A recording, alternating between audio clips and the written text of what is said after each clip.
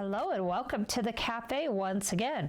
So today we're going to do our fabric journal signatures, and this is just a three-hold pamphlet stitch, very easy. So the tools you're going to need are a needle and some string. I really like to use hemp. I'm using hemp today. You can use a waxed string. Thread is definitely too thin, so anything a little bit thicker that you can get your hands on will work perfect. And then you want, of course, you want a ruler, and these clips come in extremely handy. I think they're a must-have tool as well, and I use 4 clips for every pamphlet stitch I do. You need a pair of scissors, a needle tool, or like a tapestry needle will do the trick. This is so much better because it gives you something to hang on to. This is a great little tool. This one is Tim Holtz, and I think I got mine at Hobby Lobby. They have a few different versions of these on the market. And of course you're going to want to pen your journal. And then what I've got here is just a piece of foam core and a piece of wood and an old phone book, and I just like to put the wood and foam core underneath my phone book to protect my table. So what you want to do here is you've got your clips. Now I've already put one in, so let me show you that. And I've decided, a couple quick things. I've decided to do a 10-piece signature here. So this is 10 full pages of paper in this signature, which whenever you're doing a signature, however many pages you have, just multiply it by 4, because each full page gives you 4. You get the front, the back, of course, and then the front again. So this book will end up having 80 pages. I've got 2 signatures with 10 full sheets each. Now here's how it looks once it's put in. I've got this nice hemp here, and you can, the nice thing about hemp is it comes in all different colors these days, so you can really pick and get fancy and have a lot of fun with the hemp. And then here's how it looks on the back. It's nice and clean, and remember when we did this that I poked the holes first and made it very easy to find them. You know, after the book is put together, you're able to find them easily. So if you haven't watched this video, I'll go ahead and link it below, and you get to see how to make this fabric covered journal with the pockets. I do both of these pockets in that little video. So let's go ahead and get started on this. Now the first thing you want to do is kind of even up your paper. Now this could use a bit of a trim, but I'm not going to worry about it. I like my pages to be raw and rough. It's okay with me if it's like that. So I really don't worry about stuff like that. If you want this equal, you can just take a few pages at a time and trim them off in your paper trimmer. So the first thing you want to do is establish your center mark here. And then just clip.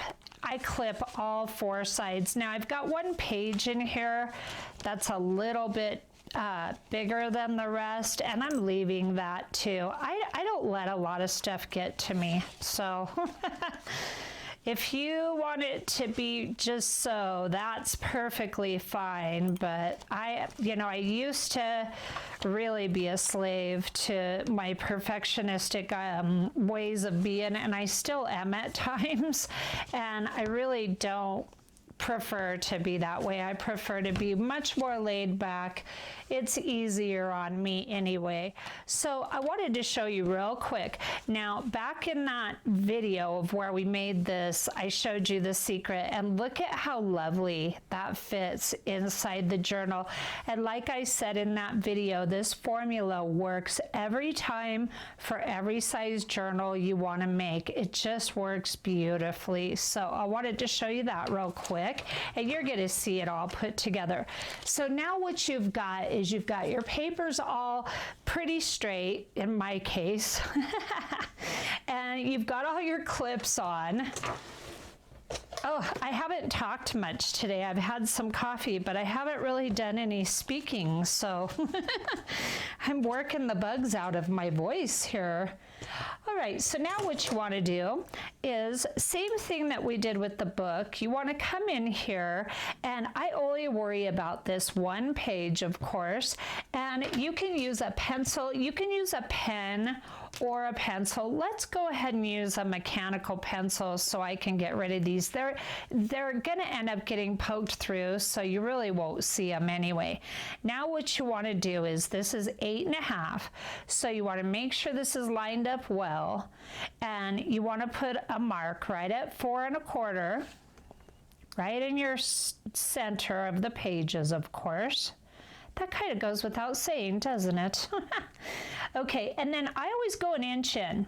It gives me plenty of meat to protect the pages from tearing, but it's far enough out that your pages don't risk getting bent weird, you know what I mean? Because if you come in really tight, then your pages can get bent up and messed up. So 8.5, we go 7.5 inches. And of course, I'm doing inches. It was funny. I was showing my guy the video on the journal, and he's all, oh, everybody just knows you're such an American, you and your inches. Well, that's the system I use. So you can adapt it, of course, to whatever journal size you want. And by the way, these pages are 8.5 by 11. So I want to make sure and make that clear. Now, the easiest way I have found to do this, and this is kind of important, I have this slightly bent, and if you put it inside of a nice big book that you don't mind poking holes into, it's gonna help make this crease line up so much better than if you lay this on a flat surface. Okay, let me bring you in a bit. It seems complicated, but once you've done a couple, it's so easy. So now what you want to do is you want to kind of have this slightly bent as you poke the holes, and you just really want to make sure you're going straight down through all the pages. I like to do all of them at once. Now, if you're not comfortable with this, you can do them separate, but I won't. I just won't. I want to do it all at once. Plus, you're going to have a better chance of everything lining up properly if you just go ahead and do it all at once. So there's my argument for that. Oh my goodness, I really do need some more coffee here in the cafe. I really do. All right, so now this is a little tidbit of good information. I've already got this strung, but when I did my little hemp string here, I went, here's your length. I just go the width of the book or the signature, either way is fine. I go 1, 2, 3, 4, and a little bit, tiny bit more, and that gives you enough thread to work with, enough string, I don't want to say thread, but it gives you enough string to work with to actually be able to do what you got to do with this book. Now I'm going to go ahead and poke this hole through just to establish it. I hope I was in frame for all that. I get so busy looking down. I'm going to pull this through. I'm going to grab one more tool that you may need. I'll be right back. Being in frame is forever my nemesis thing that I got to be paying attention to. So I just went ahead and grabbed my curved needle nose pliers, and they do have a sawtooth in here.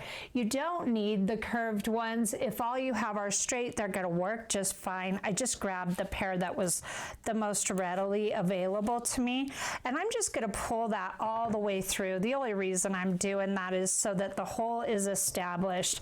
Now, the pliers, if your hands are really strong, of course, you're going to be just fine and you're not going to need them. But I'm getting to be of an age where my hands are starting to cramp up on me. And so those pliers really make a really tough job very simple. Okay, so I like to have those handy when I'm doing this. Now I had attached everything with glue, so I am getting glue on my needle as I pull it through, as will you if you make your book the same way I made mine. Look, I'm so strong. I didn't need my pliers. So yeah, you're just gonna want to clean up your needle with a baby wipe or a paper towel when you're finished. So this is gonna make your life a lot easier to go ahead and poke those established holes that we did when we made the journal. All right, now that we've got these all poked through ones, you want to take your needle and just go through, and you want to have this kind of bent. Now I've just got this down to 2 clips now because it can be quite a hindrance to have all 4 clips at this point. So you can go ahead and get rid of a couple if it's easier on you. It is on me. So you want to go through and you want to have this bent because that's how you poked the initial holes. So you want to have that a little bit, and then it should slide right through for you. If it's giving you resistance, somehow it did not line up correctly, don't force it because your needle is going to come out in the wrong place. So if it's not going through smoothly, maybe take a look, see what could have gone wrong. Just do a little bit of troubleshooting and you'll be good to go. All right, and then we're going to go through the very center hole of the book here. And then this is, of course, you want to keep this tail. This is important, that part. Now, I leave everything loose so that I can see what I'm doing. I'm only going to concern myself with putting the needle through the book and not the pages. I want to get that all the way through. This is just how I do it. It's easier. If you have a way that's a little easier for you, by all means do it. But whenever I try to go through everything at once, inevitably it just ends up being a real mess for me. So now I want to very carefully make sure everything's lining up. I'm having weirdness with my pages now. So whenever this happens, you can take off the clip. The clip sometimes is a hindrance at this point. There we go. You really want to make sure that you don't have resistance. Resistance always means that something's not lined up right, and it can really mess up your signature. But it's not a big deal. Just don't force it, and it'll come out beautiful in the end. I need to make this tail a little shorter. So now you're in the center of the center page, and you want to go down through the bottom hole. And again, I'm bending that because that's how I did it, and it lines up perfect when you do that. Now at this point, I usually don't have any clips on. Once I start sewing, I get rid of these clips because they just end up kind of to be trouble. So now I'm going to go through the book. So you go center, top, bottom. And you can go center, bottom, top too. If that makes you happier, you can do that too. Now in a moment, we are going to tighten everything up. This is where it gets a little tricky, probably the trickiest of the whole process here. You're going to have to go through that same hole, and you're going to have to go through the same hole in your signature, and it can make your signature quite a big hole for this center part here. And I use a bigger needle, so I really don't care. I don't get hung up on that. But if you don't want this to look rough like that, I would say use the thinnest needle you can. Now you do want one tail on one side and one on the other, so I'll just slip this through since the needle's facing this way. And then you really do want to be gentle. This is the part where that hole in the paper does get bigger at this point. So now I can get rid of my needle, and you want to just get rid of it. Now we're going to snug everything up. So you just want to give a little tug on each one of these strings until, and you really, by little, I do mean little, you want to be super gentle at this point. And I went 4 lengths, and I'm going to end up with quite a bit of waste. So you can go 3 lengths, but don't go any shorter than 3. Now, before I tie this off, I can tie it initially. I can just tie the one, but I want to keep it loose in case I've got to take it out. I want to come back here and make sure this is all lined up just like it is. And then I want to check both sides. I want to come in and check this side and make sure everything's snug. And I want to go to this side, because sometimes you'll end up with a loop and everything will look fine, and then you'll get in here and there'll be a loop and it'll be a mess. So it's not the end of the world. It can always be fixed. You can always just restring it with a fresh piece of string, but why bother? Why bother? You might as well just get it right the first time. And then I just go to, sometimes I'll go like this. You don't want a big hot mess of knots on your signature. And then I just give it a whack. And voila. Now you can keep these long. You can put charms and dangles and whatever you wish on them. Little tea bag. I've seen really cute little tea bag tags. Or you can just leave them however you wish. So it's that simple to put this in your fabric journal. Here's these beautiful pages. You've got this lovely little pocket here now that you can put all your goodies in.